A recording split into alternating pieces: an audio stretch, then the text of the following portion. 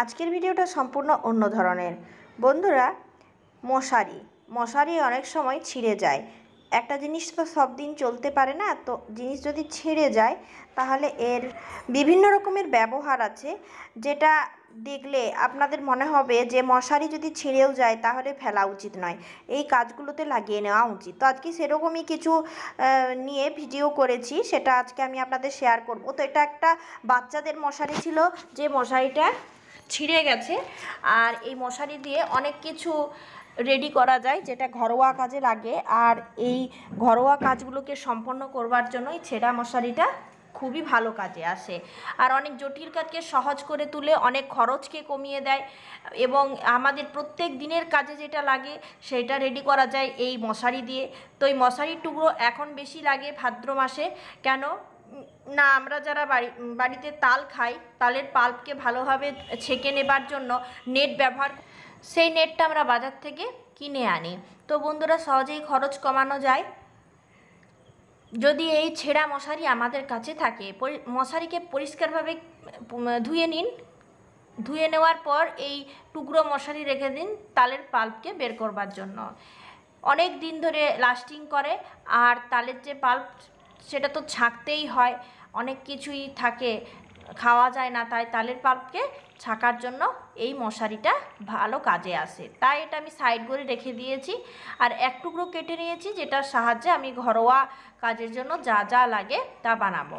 বন্ধুরা, এরকম দেখুন এক টুকরো কেটে নিয়েছি। এর থেকে আবার একটা ছোট টুকরো কেটে নেব। আমরা প্রতিদিন স্নান করবার জন্য ছোবড়া ব্যবহার করি। তো সেই ছোবড়াটা আমরা এই মশারি থেকে বানিয়ে নিতে পারবো, যেটা আমাদের প্রতিদিন কাজে লাগবে।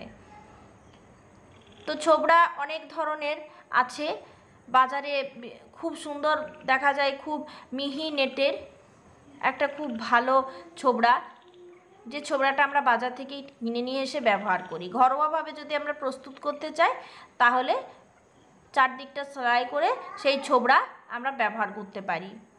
প্রতিদিন স্নানের সময় এই ছোবড়া কাজে লাগতে পারে।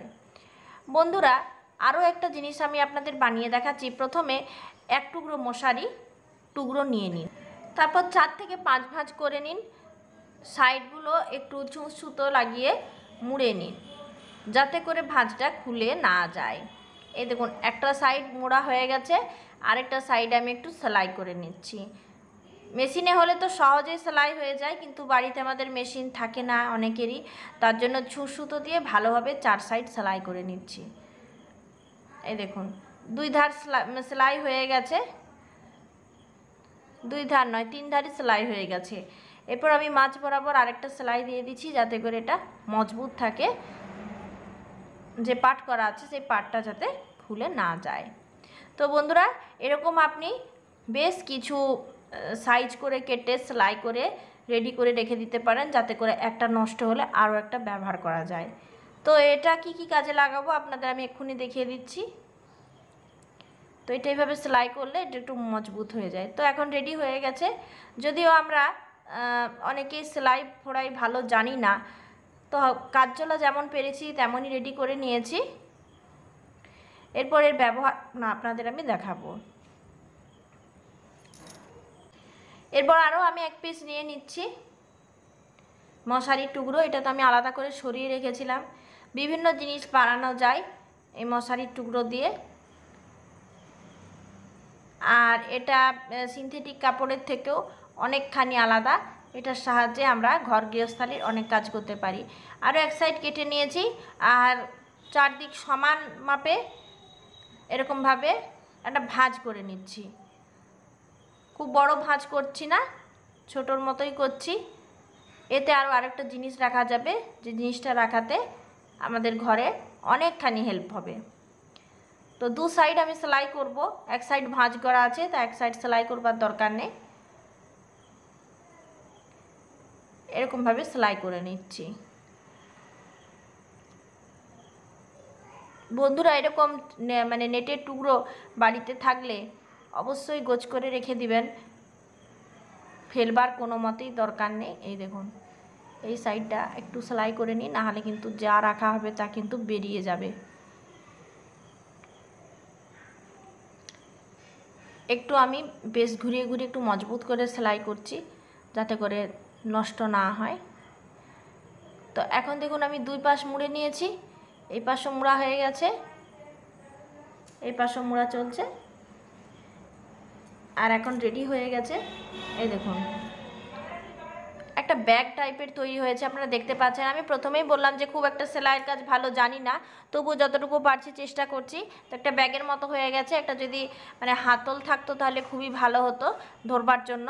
তো ওটা যদিও আমি রেডি করতে পারিনি, এরকম হালকা ছোট ব্যাগের মতো রেডি করেছি। এমনিতেই ফলমূল রাখার খুবই সমস্যা হয়, আর ফলমূল যদি এরকম কোনো অন্যান্য ঝুড়িতে কিংবা অন্যান্য জায়গায় রাখা হয় তাহলে ফলমূল খারাপ হয়ে যায়। তো এটা আমরা ঘরে ফলের ব্যাগ করতে পারি। অতিরিক্ত গরমে ফল পচে যাবে না, আবার সেফটি করে রাখাও যাবে। অনেক সময় কি হয়, ইঁদুরে উৎপাত করে ফলকে নষ্ট করে দেয়, পোকামাকড়ে কামড়ে দিতে পারে, তাহলে ফল খারাপ হয়ে যায়। তো এক্ষেত্রে একটা ছোট ঘরোয়াভাবে নেটের ব্যাগ থাকলে এটাতে বাতাসও প্রবেশ করলো আর সেফটিও রাখা গেল। আপনার যখন ইচ্ছে হলো তখন আপনি ফল বের করে খেলেন কিংবা খাওয়ালেন আর এইভাবে রেখে দিলেন। তো ফল রাখার জন্য একটা ছোটোখাটো এরকম ঘরোয়া ব্যাগ আমি রেডি করে নিলাম। এখন যে প্রথমে আমি একটা রেডি করেছিলাম 4 ভাঁজ করে এরকমভাবে সেলাই করে, তো এটা আমি বাসন মাজা স্ক্রাব হিসাবে ব্যবহার করছি। এমনিতে স্কচ ব্রাইট আমরা অনেক ব্যবহার করি আর ফেলেও দিই। বন্ধুরা, বাসন মাজার যে আমরা ছোবড়া ব্যবহার করি, সেই স্কচ ব্রাইট বলুন ছোবড়া বলুন 10-15 দিনের বেশি ইউজ করা উচিত নয়, এতে করে আমাদের পেটের রোগ হতে পারে। তার জন্য এরকম নেটের স্কচ ব্রাইটের মতো রেডি করে রাখলে আমরা ব্যবহার করতে পারবো, এতে বাসন কিন্তু ভালো ছাড়েও। বন্ধুরা, বোতল ঘষবার জন্য আমরা বাজার থেকে বিভিন্ন রকমের ব্রাশ কিনে আনি, তাতেও বোতল ভালো পরিষ্কার হয় না। যদি এক টুকরো মশারি ছেঁড়া মানে নেট টুকরো এরকমভাবে কাছে রাখেন, তাহলে বোতলের ভেতরে ডিটারজেন্ট পাউডার, ভিনেগার, সোডা যেভাবে খুশি আপনি ওয়াশ করুন না কেন, ভেতরে কিছু একটা ঘষবার জন্য দরকারই পড়ে। তো তার জন্য মশারি এরকম টুকরো দিয়ে দিয়েছি আর একটা লাঠি প্রবেশ করিয়ে এইভাবে পরিষ্কার করে যদি ঘষে নিই, খুব কম সময়ে সহজেই ভেতরে অনেক দিনের জমে থাকা পড়ে থাকা শ্যাওলা পরিষ্কার হয়ে যায়। এই দেখুন এইভাবে ঘষে নিন, বোতলের সাইডগুলোও ভালোভাবে ঘষে নেওয়া যাবে আর সহজেই খুব সুন্দর পরিষ্কার হয়, এটা আমি নিজেই দেখেছি। তাই এক টুকরো মশারি দিয়ে আপনি ঘরোয়াভাবে অনেক কাজ করতে পারবেন। কিন্তু অনুরোধ করি আপনাদের, এই মশারির টুকরো যদি ঘরে থাকে ফেলে দেবেন না। আরও যে কত কী এর ব্যবহার আছে তা হয়তো আমারও জানা নেই। তো বন্ধুরা, এরকমভাবে আমি ছোটোখাটো কয়েকটা ক্লিপ করে আপনাদের দেখালাম। মশারির টুকরো আপনারা ফেলে দেবেন না। আজকের ঘরোয়া এই ব্যবহারটা আপনাদের নিশ্চয়ই ভালো লেগেছে, জানাবেন। ধন্যবাদ।